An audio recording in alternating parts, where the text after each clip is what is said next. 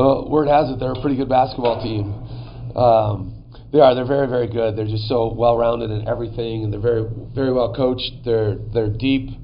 They're athletic. They really defend hard. They're incredibly unselfish, and they just have everything. You know, they really shoot the three well. They score it inside.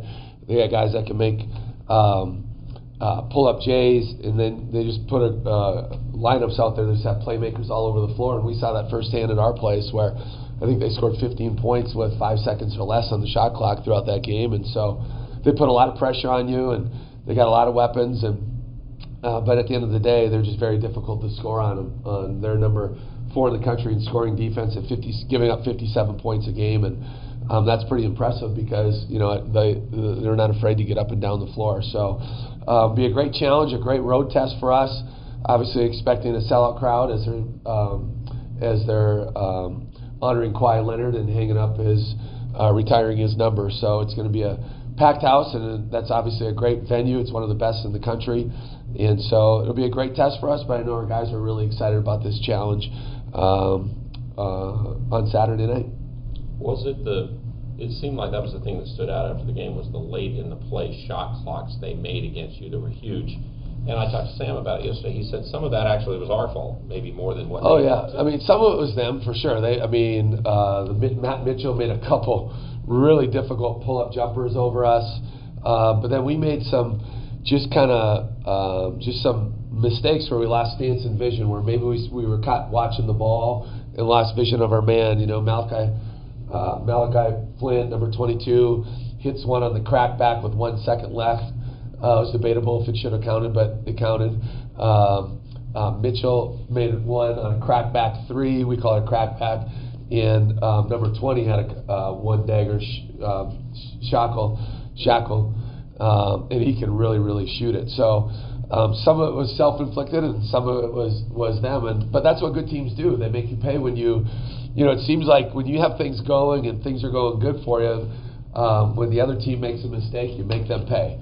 And when things are maybe a little 50-50, you don't make teams pay for their mistakes. And they're certainly a team that seems to make teams pay. And then it gets magnified because it's so difficult to score on them. They're so good defensively.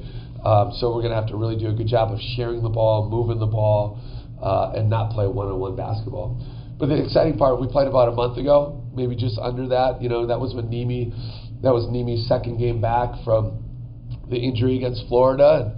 And I think we're doing some things a little bit differently since then, and playing some different guys. And we've been trending upward, and so it should be an exciting game. To help also, last year you guys played them tough down there, whereas in the past, that's a really tough place to play. It is. Everybody has a hard time playing there, but yeah. You guys were right in the game with them last year. Yeah, it's one of the best home courts certainly in the country, and then you add on the fact that they're very, very good and ranked number 4 in the country, and it's kind of the double whammy. But you know what? I think it's going to be a great opportunity for our guys, and I think our guys are really relishing this opportunity to see what we can do. We know it's going to be incredibly hostile and difficult, and it's going to be very difficult to communicate.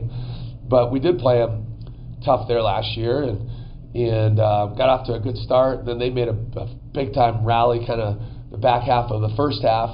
And then it kind of went back and forth. We were down 6-8 or whatever, and then we made a big rally at the end to give ourselves a chance. But no doubt, this type of game, nobody's ever going to play perfect, and we're going to make some mistakes. The key is you got to eliminate losing and try to minimize, those errors and try to keep them from going on big runs, which obviously they're capable of. Just their spurt ability is very, very good. Where they go, Nevada was up on them halftime, first minute, I think minute 12 of the second half, they go on an 8-0 run or whatever it was, or a 10-0 run, and just like that, the game just changes. So got to be able to control tempo and understand what we're trying to do, and be on point, because they have just dynamic guards all over the place, right? Malachi Flynn is phenomenal, and he leads them in points per game, assists per game, steals per game, field goal attempts made, 3-point field goal attempts made, free throw attempt made, and he does that because he's really good. But then you have such great buy-in. You got a guy like KJ Fegan who's really playing at a much higher level than he was the first time we played him, and he's scoring it a lot more. And Trey Pulliam had a great game, had a good game against us, and this last week against UNLV and New Mexico, he's had a great week. So he's a dynamic guard. Shackle's a guy that can really get it going at 6'6", 200. And Matt Mitchell, his improvements have been incredible. And Yanni Wetzel's probably an all-league guy, at the 5 that can kind of can really pass it, but scores around the basket. We did a good job against him at our place, but that's a tall task to handle. So they just share the ball so well. It's easy to see that they're on a mission.